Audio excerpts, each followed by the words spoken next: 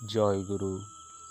বিয়ের আগে শ্রী ঠাকুর অনুকূলচন্দ্র প্রদত্ত নির্দেশগুলো নিয়ে ভাবতেই হবে।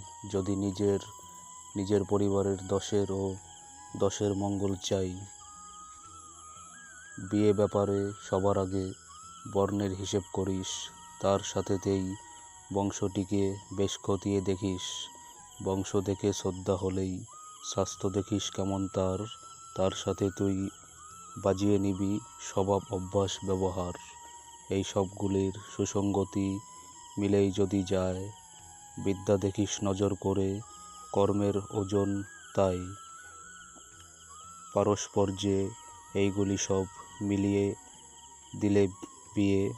প্রায়ই দেখিস ঠকবি না তুই, মরবি না বিষিয়ে।